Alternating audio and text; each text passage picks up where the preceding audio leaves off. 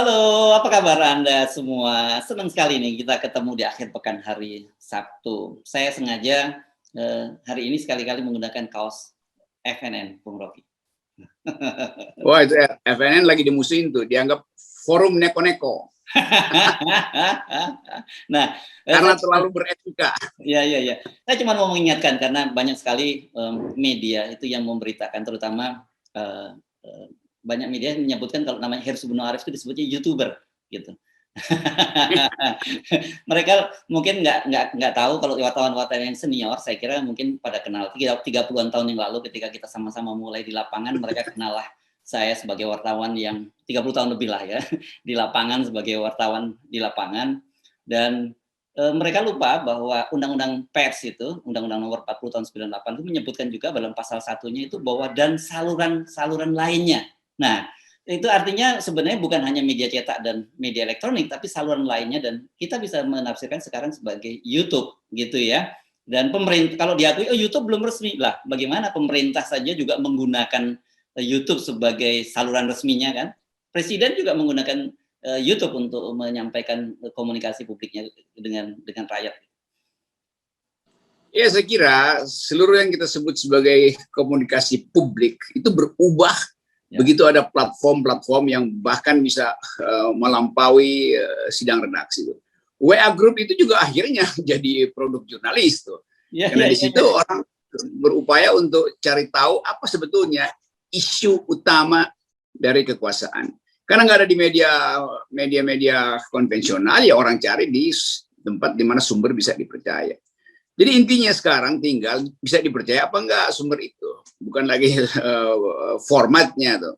Kita saling kirim pesan WA itu artinya kita menginginkan ada orang lain yang peduli dengan satu isu publik. Lewat mana? Ya kalau nggak sempat lewat jurnalis, ya antar kita aja jadi citizen jurnalis kan. Jadi pertanggungjawaban etik itu yang lebih penting tuh, bukan apa namanya mediumnya tuh. Dan dulu memang disebut the medium is the message itu. Dan sekarang yang lebih penting adalah message-nya itu bisa diolah dan diupload melalui berbagai macam medium platform. Itu intinya. Kata orang sebut content is king, tapi sekarang tiba-tiba berubah bisa medium is kong. Nah, kan gitu. Jadi kita anggapnya kita apa isinya konten producer apa konten creator. Ya itu konten creator itu. Ya. Dan satu yang jelas bahwa channel-channel yang Rocky Gerung Official, MSD, saya Didu Official, Hersubunno Point, di Bang Edi Channel dan FNN itu adalah sebagian dari terafiliasi dengan Forum News Network.co.id. Jadi ini adalah bagian produk jurnalistik yang mesti clear. Jadi ketika ada persoalan-persoalan, Anda mesti menggunakan pendekatannya undang-undang pers, dan juga ya, antara polisi dengan Dewan Pers itu ada kesepakatan gitu. Kalau ada MOU bahwa ada persoalan-persoalan berkaitan dengan pemberitaan itu harus ditariknya lewat Dewan Pers, jangan lapor polisi. Nah, ini sekalian literasi publik ya. Nah, pertanyaannya bagaimana dengan teman-teman yang membuat konten di YouTube dan kemudian dia tidak terafiliasi dengan media? Ini kan pertanyaan juga yang menarik, Bung Rocky ya. Itu pernah terjadi kasusnya pada Deddy Corbuzier. Ingat ya, dengan waktu dia memberitakan Siti Fadila Supari. Pada waktu itu, Dewan Pers pun menyebutkan bahwa orang seperti Rocky pun bisa disebut bahwa hasil karyanya itu produk jurnalistik. Karena apa? Karena dia secara konsisten melakukan aktivitas jurnalistik. Nah, apalagi kita yang memang secara lembaga itu tergabung dengan media. Nah, saya cuma mengingatkan pada teman-teman yang tidak terafiliasi media, itu ada SKB 3 Menteri. Kalau kemudian ditariknya ke Undang-Undang UU ITE nih, Bung Rocky, itu disebutkan bahwa salah satunya begini. Bukan sebuah delik pidana jika konten berupa penghinaan yang kategorinya cacian dan ejekan dan atau kata-kata tidak pantas. Juga jika kontennya berupa penilaian, pendapat, hasil evaluasi atau sebuah kenyataan. Jadi ini pun juga tidak dikenakan pidana gitu. Nah, tetapi masuk ranahnya adalah jadinya delik aduan. Gitu, Bung Rocky. Jadi artinya kalau itu bukan pidana umum itu polisi tidak boleh langsung masuk kalau cacian semacam itu. Jadi harus ada aduan. Nah, kalau aduan, siapa yang boleh mengadukan? Yang boleh mengadukan itu yang bersangkutan. Di Di pasal 3-nya disebutkan bahwa di ayat 3 disebutkan merupakan delik aduan sehingga harus korban sendiri yang melaporkan. Itu Bung Rocky ya. Dan bukan institusi, korporasi, profesi, atau jabatan. Nah, ini penting. Saya kira literasi buat teman-teman yang bergerak di YouTube dan suatu saat berurusan dengan masalah-masalah hukum, Anda mesti clear bahwa kalaupun Anda mencaci atau menghina seseorang, ya sebaiknya nggak boleh menghina mencaci orang, itu bukan pidana umum. Jadi polisi nggak langsung bisa menangkap Anda. Yang boleh adalah orang yang dicaci dan dihina oleh Anda itu melaporkan pada Anda. Nggak boleh organisasinya.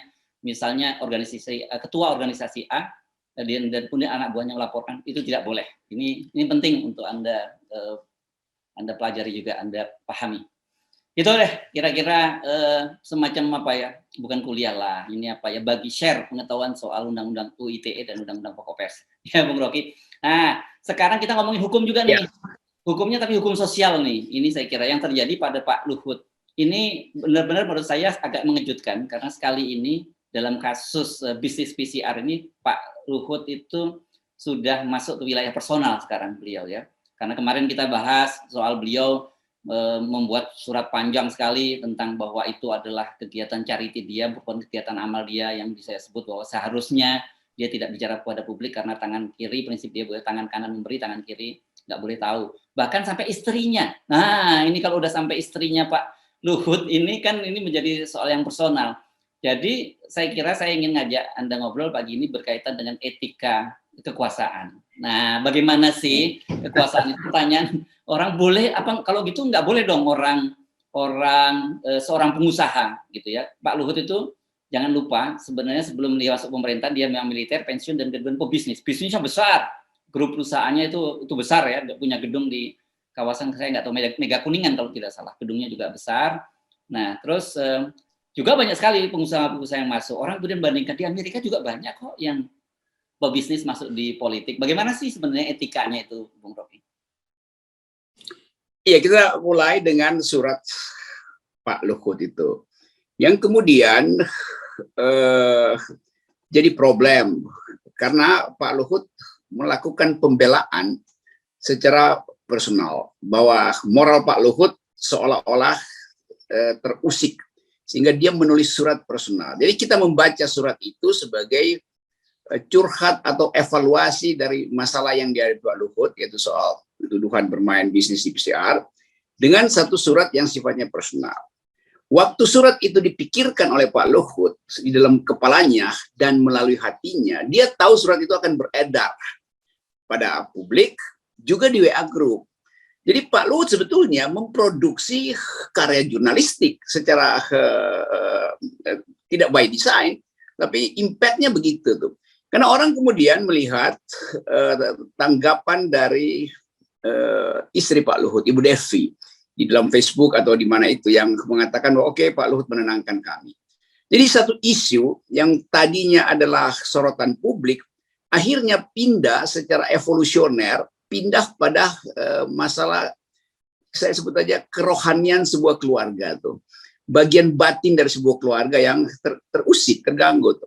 Karena itu kemudian orang ada yang bersimpati dan menganggap oke, Bu Devi itu merasa tenang karena suaminya menenangkan dia melalui surat itu tuh, yang kemudian dipublish dan beredar di Facebook dalam bentuk tanggapan dari atau komentar dari Ibu Devi itu. Jadi kita nggak bisa lihat lagi mana sebetulnya urusan publik, mana urusan privat kan. Nah di situ jadi saya belajar filsafat New Philosophy of Journalism itu, bahwa yang dipikirkan itu sekarang dia sudah jadi berita, baru dipikirkan udah jadi berita. Dulu berita itu selalu ada delay kan. Berita artinya sesuatu yang disampaikan setelah peristiwa berlangsung. Karena itu disebut berita tuh. Nah sekarang bahkan bukan real time. Berita itu sudah ada ketika masih dipikirkan. Itu yang disebut the speed of thought gitu. Kecepatan pikiran itu bahkan lebih cepat dari kecepatan speed of light. Karena speed of light dia mesti merambat melalui medium. Nah ini speed of thought udah beredar lebih dahulu. Bahkan dengan asumsi. Asumsi itu udah speed of thought. Jadi orang berpikir asumsinya apa ya? Kenapa Pak Luhut berkeluh kesah dan Ibu Devi merasa tenang itu? Oke, itu orang mulai menganalisa itu, bahwa apakah ini bagian dari upaya untuk menerangkan bahwa masuk ke dalam wilayah keluarga, sesuatu yang dilaporkan oleh Tempo misalnya. Nah itu yang mesti kita pikirkan, bahwa hukum nggak bisa lagi mengejar speed of thought. Hukum itu selalu tertinggal dengan fakta. Sekarang bahkan dia tertinggal dengan imajinasi publik.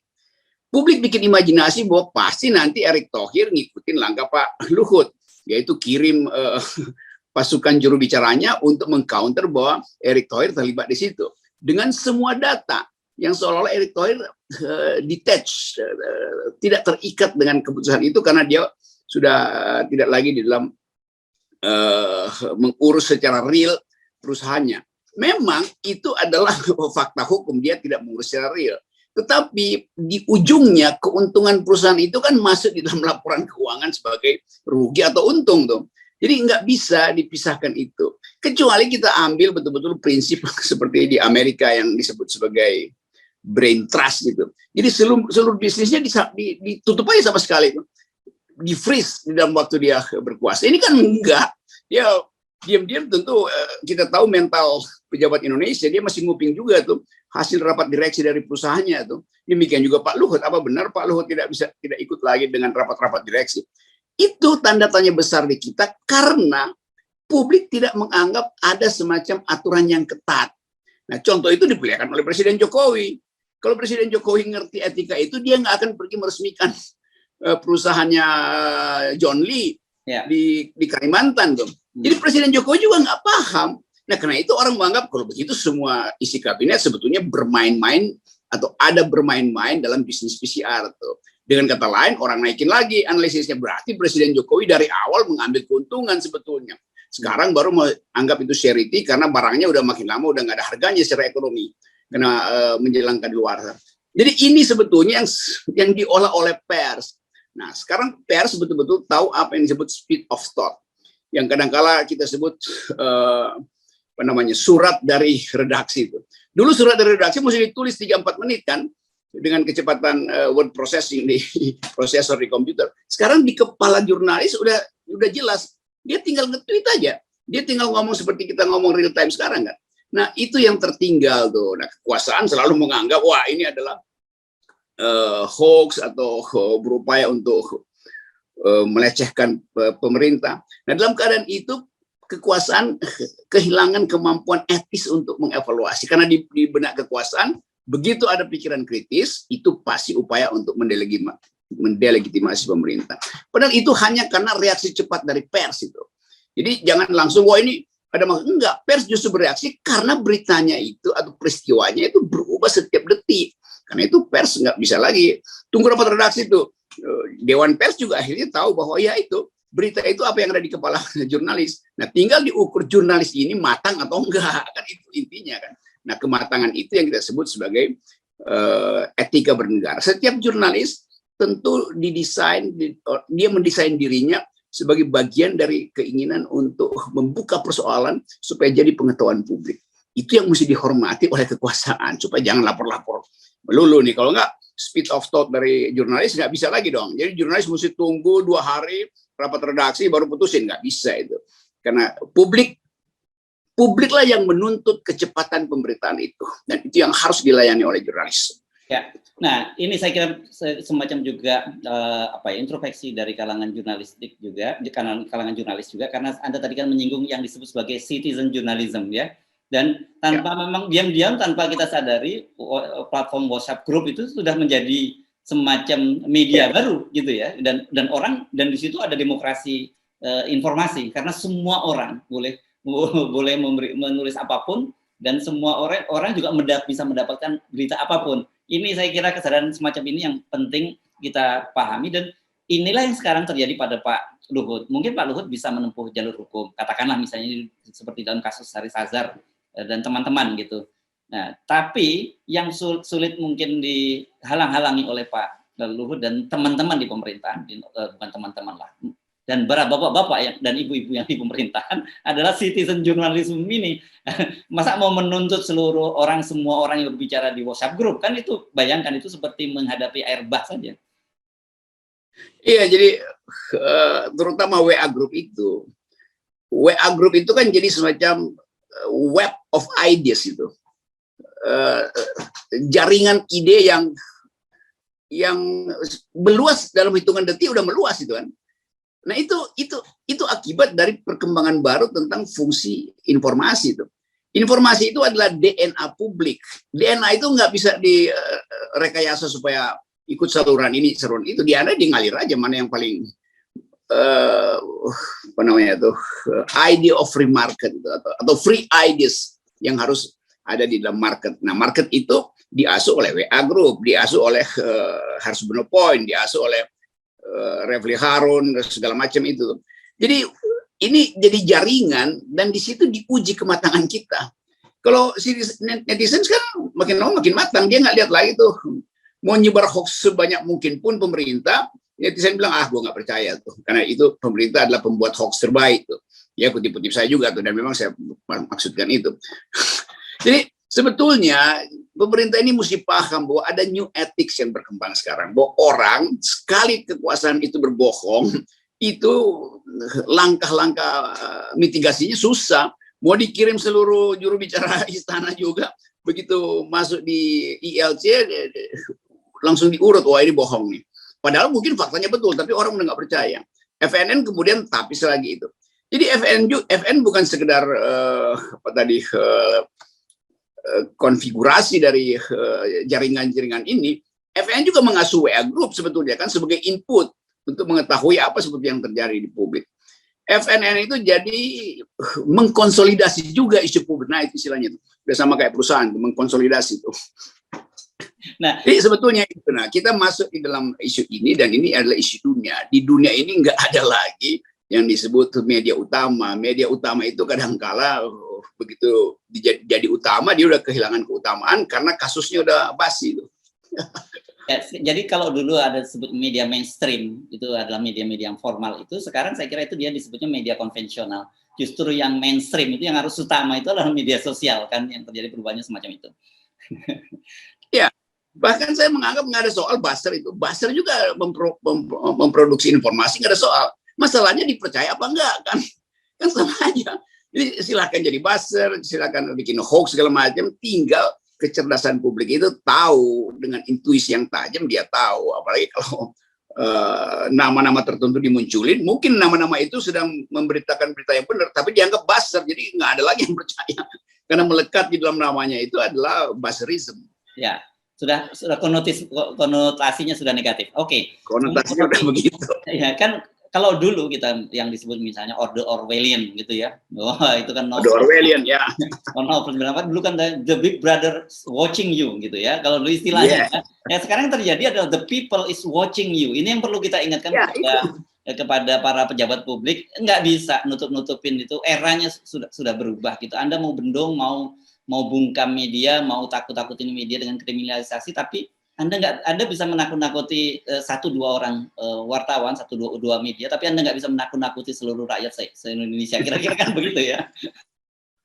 Kan kelihatan juga, kan konyolnya, kalau diwawancara itu juru bicara Pak Luhut, juru bicara Pak Erik itu, dan bahkan si Arya ini yang komisaris merangkap juru bicara, yang digaji negara tapi jadi juru bicara pribadi Erick Thohir, yang sering saya kritik walaupun saya kenal baik. Kan kelihatan gerak mata mereka ini kan ada yang palsu tuh. Karena memang disuruh untuk membela bosnya, padahal bosnya sendiri yang harus datang membela tuh. Karena ini urusan pribadi dia tuh. Nah, kalau dikaitkan dengan dia, tapi dia pejabat negara, justru karena dia pejabat negara, dia akhirnya jadi sorotan seluruh bangsa Indonesia tuh.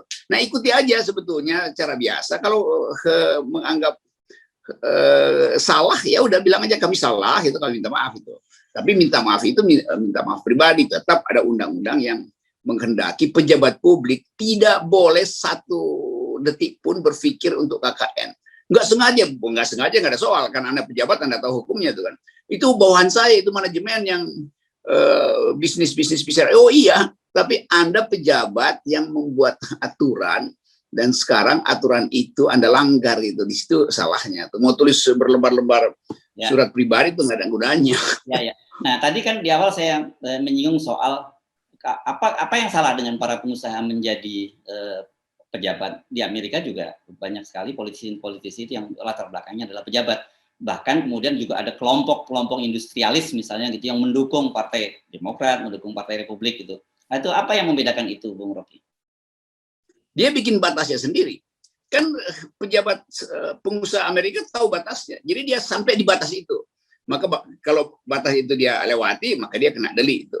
Kalau dia nggak kena deli, dia dipermalukan oleh satu negeri itu. Lalu sahamnya jatuh itu karena dia nggak, wah kok tidak etis ya itu berupaya untuk menyogok pejabat, kan itu intinya. Jadi kalau etika publik bekerja, yang pejabat negara nggak usah takut lah, dia akan dilindungi oleh etika publik kalau pejabatnya juga beretika tuh.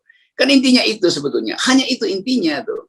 Nah di kita ada undang-undang yang disebut apa namanya etika bernegara tuh, yang anti KKN, yang undang-undang pertama yang kita buat untuk menghalangi orang KKN kan. Yang sekarang ini pasti KKN, tapi dibilang iya tapi ini kan charity, bukan soal charity-nya. Melanggar aturan perundang-undangan itu udah sesuatu yang kriminal. Jadi demi charity maka boleh KKN, kan nggak bisa begitu kan. KKN ya KKN. Ya, ya. Ujungnya apa? Tapi kan ini kemanusiaan, nggak ada soal kemanusiaan di situ. Ini hukumnya bilang itu KKN kok. Nah itu yang nggak dimengerti oleh pejabat-pejabat negara ini. Etika itu yang tidak dipahami itu. Ya. Nah tadi ada menyinggung soal ada batasan sumbangan dan kalau itu dikenakan pidana. Ini pernah terjadi dan ini kebetulan mengenai Taipan Indonesia. Anda pasti ingat ya kaitannya dengan Clinton pada waktu yang disebut sebagai mafia Arkansas Connection, gitu kan, karena Clinton ini kan asalnya dari gubernur negara bagian Arkansas dan itu melibatkan keluarga James Riyadi, ya, karena dia melanggar batas pemberian sumbangan terhadap Presiden Amerika, yakni Clinton, dia akhirnya dihukum, didenda dan dendanya pada waktu itu tertinggi dalam sepanjang sejarah politik Amerika. Dan kemudian James Riyadi ini di-ban, nggak bisa lagi masuk ke Amerika. Jadi memang cukup tegas di Amerika. Nah, saya cuma mengingatkan betapa permainan-permainan seperti ini, Taipan kita piawai, Amerika aja dia bisa main, apalagi di Indonesia gitu. Nah itu intinya. Jadi begitu orang paham etika publik, sebetulnya nggak perlu lagi ada hukum tuh, karena etika publik bekerja lebih cepat dari hukum. Saya mengerti Pak Luhut mengatakan ya tangan kiri yang memberi, tangan kanan nggak perlu tahu. Nggak bisa begitu. Di dalam etika kekuasaan, apa yang bahkan yang diterima oleh kelingking kiri, kelingking kanan mesti tahu, karena ini adalah catatan. Charity itu disebut charity, tetapi mesti ada pembuktian akuntansi, tuan. Kalau charity antar manusia tuh nggak ada soal, tapi karena Pak Luhut itu pejabat publik, Pak Erick Thohir juga pejabat publik, nggak ada konsep charity di situ. Charity itu adalah kebijakan negara untuk mengalihkan sebagian APBN untuk mengurus orang miskin. Itu namanya, karena itu ada Departemen Sosial yang juga sialnya justru dirampok oleh Menteri PDIP itu. Jadi charity itu udah diatur di dalam tata kita bernegara, yaitu melalui Departemen Sosial tuh. Nah kalau begitu, kalau ada seseorang yang menganggap charity, ya udah lakukan itu bukan dengan sinyal di belakang layar bahwa dia adalah pejabat negara tuh. Mungkin nggak terhubung, tetapi itu juga nggak boleh karena interest itu kan bisa menyusup dalam kapiler kekuasaan itu. Masuk pada kepentingan direksi, lalu direksi terjemahkan sebagai bisnis, dan setelah ketahuan dianggap enggak itu bukan bisnis, itu charity itu. Ya memang bisa begitu mulanya, tetapi cara untuk membela diri itu juga udah salah. Jadi kita nggak punya beban dengan itu. Kita cuma ingin negara ini diatur dengan prinsip etika kekuasaan yang betul-betul mutlak.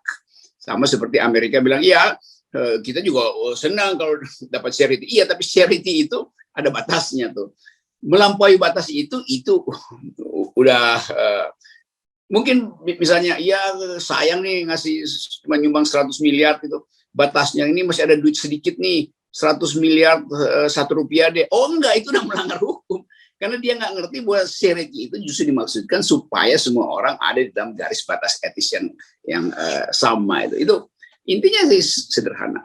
Nah, sialnya ini nggak pada paham karena udah ketahuan maka rame-rame cari alasan. Nah yang jadi repot kan kasihan juga nih, saya lihat cara mereka membela diri itu melalui petugas-petugas yang mereka kirim yang biasa disebut juru bicara itu kasihan. Jadi berupaya untuk pasang muka seolah-olah ini betul-betul kemanusiaan. Tetapi akuntansi bilang enggak, ini adalah perampokan. Dan Mama lebih percaya pada akuntansi eksternal daripada kedunguan informasi yang diberikan oleh para juru bicara ini. Ya, nih saya kira ini pelajaran yang berharga kita, bagaimana persoalannya yang disebut oleh kalau Rizal Ramli kan nyebutnya sebagai peng-peng, pengusaha dan sekaligus penguasa. Saya ingat pernah dulu di masa ketika Obama dan itu masih menjadi senator bersama dengan John McCain kan, kemudian mereka bersaing ya di Pilpres Amerika. Mereka pernah membuat undang-undang bipartisan. Undang-undang bipartisannya itu membatasi soal lobby. Kan dulu di Amerika itu bisnis lobby itu resmi. Kalau di Indonesia kan enggak. Lobby itu bukan bisnis yang resmi. Di Amerika bisnisnya resmi. Misalnya orang mau ngelobi Kongres siapa, dia misalnya bisnis senjata, industrialis senjata, dia menyediakan dana sekian, ini dia akan melobi siapa, itu harus jelas gitu. Dan di masanya Obama dan Kane menjadi senator itulah kemudian mereka membuat undang-undang bipartisan membatasi itu. Jadi clear, orang boleh industri ini boleh melobi ini, melobi itu boleh, tapi batasannya sekian dan Anda mesti declare pada publik Anda memberi sumbangan berapa kepada anggota Kongres atau senator itu. Nah, Anda tadi menyinggung soal Pak Jokowi meresmikan pabriknya Haji Isam yang PT John Lane gitu, dan orang kan kemudian menghubung-hubungkan ini apa kaitannya karena kan Haji Isam waktu itu menjadi wakil bendahara umum TPN atau tim kampanyenya Jokowi Ma'ruf. Ini di Indonesia memang semua ini nggak jelas aturannya. Itu pentingnya kita evaluasi seluruh problem berbangsa kita dengan mendudukkan itu pada public ethics. Jadi itu intinya tuh. Jadi resmikan aja kan, lobbyis itu resmi aja sebagai perusahaan lobby. Di sini lobby itu adalah pekerjaan buzzer, bukan untuk nego bisnis, tapi untuk memeras pengusaha tuh. Kan itu yang terjadi tuh. Jadi buruk betul cara kita mengaktifkan kekuasaan, terutama di era Pak Jokowi ini berantakan, karena nggak ada prinsip keteraturan itu, semuanya dilanggar. Pak Jokowi harusnya kan paham bahwa dia presiden, dia tahu di mana batas etisnya tuh. Nah itu nggak perlu diatur di hukum, itu etika yang berlaku umum. Begitu Anda punya kekuasaan, Anda justru nggak boleh memanfaatkan itu untuk kepentingan yang bisa ditafsirkan sebagai interest pribadi itu. Nah, orang tentu anggap ya Jokowi bilang itu meresmikan sebuah pusat energi yang nanti menghasilkan tenaga kerja di John Lee. Oh iya, tapi orang juga menganggap jangan-jangan Pak Jokowi dititipin sesuatu untuk disalurkan pada calon presiden berikut kan. Kan itu intinya tuh. Jadi yang terjadi adalah lalu lintas kecurigaan. Dan kecurigaan yang paling berharga yang akhirnya ditemukan oleh jurnalis. Nah, sekarang jurnalis jadi bulan-bulanan. Padahal jurnalis itu justru memberi sinyal bahwa negeri ini sedang buruk public ethics-nya. Itu intinya. Kalau kita dorong bahwa peristiwa ini ribut PCR ini, silakan terus antar geng saling berperang gitu ya. Dan yang kedua, tetapi secara positif ini menjadikan perenungan bagi kita semua dalam kehidupan berbangsa bernegara bahwa banyak sekali hal-hal yang kita benahi. Tetapi satu hal yang menjadi agenda kita paling penting adalah pokok pangkal persoalannya adalah adanya presidensial threshold 20% itu.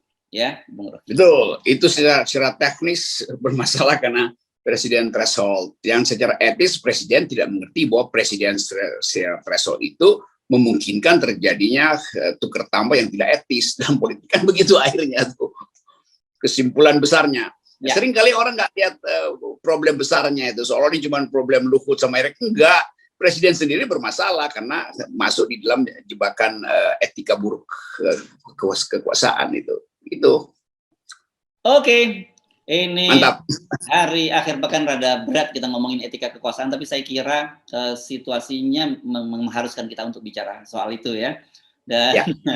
Dan ini ingat-ingat ya para penguasa bahwa Anda boleh membungkam media, boleh membungkam wartawan, tapi Anda nggak bisa, sekali lagi saya ingatkan, membingkap seluruh publik. Dan inilah yang terjadi sekarang pada Pak Luhut dan Erick Thohir. Memang nggak adil ya, orang mengadili. Kalau dulu disebut trial by the press gitu kan, disebutnya gitu ya, nggak boleh. Kalau ini trial by the public atau kan itu juga susah banget. Ya, itu betul.